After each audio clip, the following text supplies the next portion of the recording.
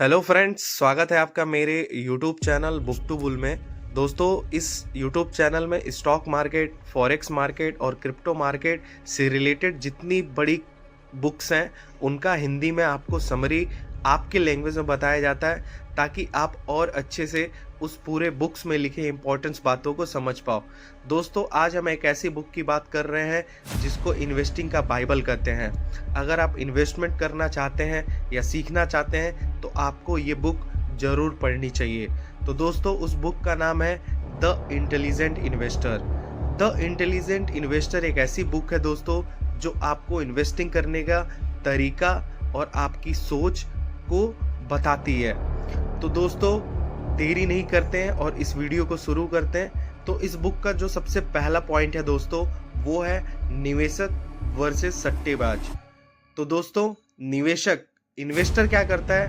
Company के fundamental को check करता है, प्रॉफिट देखता है, लॉस देखता है, एसेट्स देखता है और फ्यूचर ग्रोथ देखता है। ये सब सारे फंडामेंटल चेक करने के बाद वो लॉन्ग टर्म के लिए इन्वेस्ट करता है। जबकि एक सट्टेबाज क्या करता है, एक गैमलर क्या करता है, प्राइस के शॉर्ट टर्म उथल पुथल पे पैसा लगाता है। ना उसका बैकग्राउंड देखता है, ना कंपनी का फंडामेंटल चेक करता है, बस चार्ट खोल के मार्केट स्ट्रक्चर को देखता है और उसमें पैसा लगाता है। तो ये काफ़ी रिस्की भी होता है और काफ़ी बार ये जो है आपका पैसा डुबा देता है। बट इन्वेस्टर क्या करता है? फंडामेंटल को चेक करता है।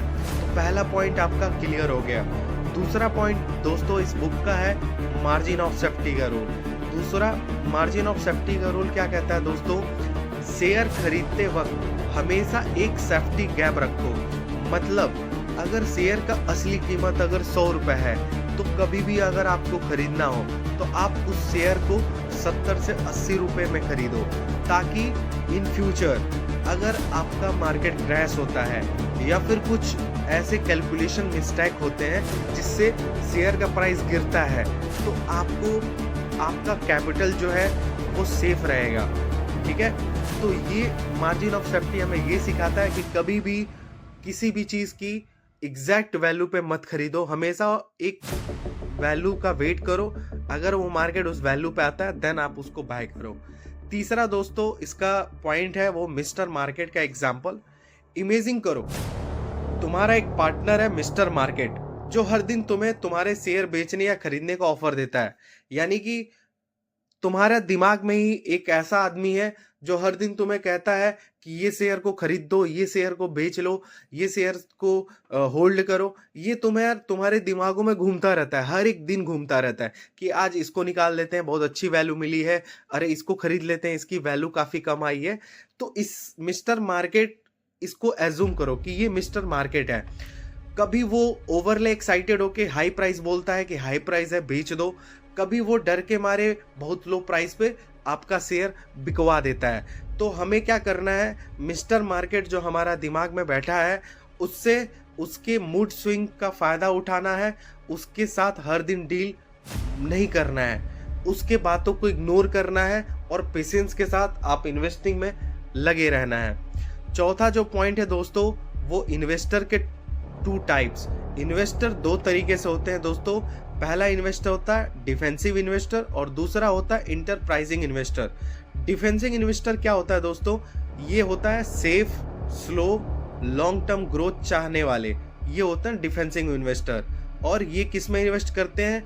ये इंडेक्स फंड में इन्वेस्ट करते हैं, ब्लू चिप स्टॉक्स में करते हैं, बॉन्ड्स में करते हैं और कुछ फ्यूचरिस्टिक बिजनेस में करते हैं। जो इंटरप्राइजिंग इन्वेस्टर है वो टाइम और रिसर्च लगाने को रेडी रहते हैं, अंडर वैल्यूड स्टॉक ढूंढ के इन्वेस्ट करते हैं। जिस स्टॉक की वैल्यू अभी अंडर वैल्यूड है उसको वो खरीदते हैं। पांचवा जो पॉइंट है दोस्तों वो है इमोशंस को कंट्रोल करो।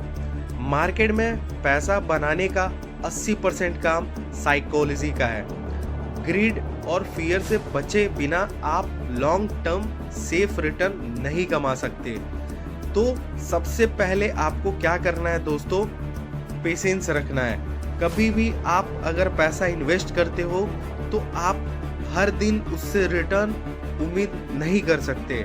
कभी भी कोई भी स्टॉक आपको रिटर्न देगा तो आपको 1 ईयर्स 2 ईयर्स के बाद ही देगा।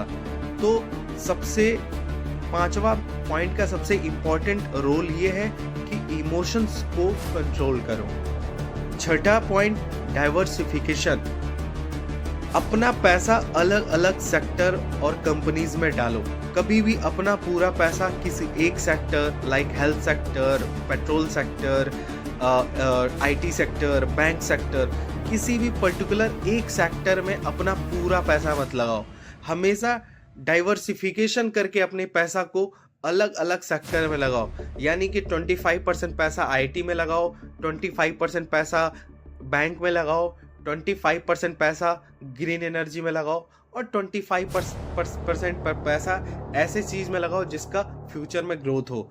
तो इससे क्या होगा, सेक्टर, कोई एक सेक्टर अगर गिरता है तो आपका पूरा पोर्टफोलियो डूबेगा नहीं, आपका पोर्टफोलियो बचा रहेगा।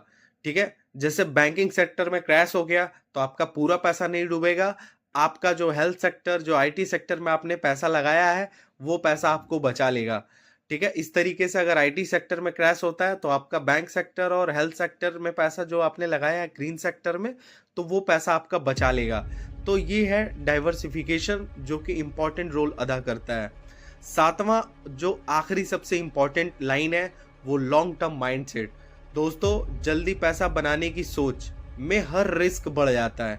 अगर आप सोचते हो कि मैं जल्दी अमीर बन जाऊं, जल्दी पैसा कमा लूं, तो इसमें रिस्क आपका बहुत ज़्यादा हो जाता है। तो ट्रू वेल्थ बनाने के लिए आपको कम से कम 5 से 10 साल का वेट करना होगा किसी भी कंपनी में और किसी भी इन्वेस्टमेंट में। तो 5 साल का मिनिमम आप पेशेंस रखो, क्योंकि 5 साल कैसे बीतेगा आपको पता नहीं चलेगा। बट अगर 5 साल तक किसी भी सेक्टर में पैसा लगा के आप रखोगे तो वो आपको काफ़ी अच्छा खासा रिटर्न देगा। तो दोस्तों, इस पूरे बुक का एक कोर मैसेज है, वो मैसेज मैं आपको बताता हूँ। वो कोर मैसेज ये है, सही चीज़ को सही दाम पे पेशेंस के साथ खरीदो। मार्केट के मूड स्विंग का शिकार न बनो, बल्कि उनका फ़ायदा उठाओ। तो दोस्तों, यही है वो बुक है द इंटेलिजेंट इन्वेस्टर, जिसका हिंदी में मैंने आपको टॉपिक क्लियर करा कि इसमें क्या क्या चीज़ें हैं जो हर एक इंसान को जानना जरूरी है। तो जो भी आपको इम्पोर्टेंस टॉपिक लग रहा है उसको आप कहीं नोट कर लो या फिर आप पढ़ लो, ताकि आपका माइंडसेट उस तरीके से चेंज हो जाए। तो थैंक यू सो मच दोस्तों। आप इस वीडियो को ज़्यादा से ज़्यादा शेयर करो, लाइक करो, कमेंट करो, और आप किस टॉपिक पे वीडियो चाहते हो वो कमेंट में बताओ, ताकि हम उस पर रिसर्च करें और आपके लिए और भी अच्छे तरीके से उस बुक्स को क्लासीफाई करें, या फिर आप उस बुक को और भी अच्छे तरीके से आपको समझाएं। तो थैंक यू सो मच दोस्तों।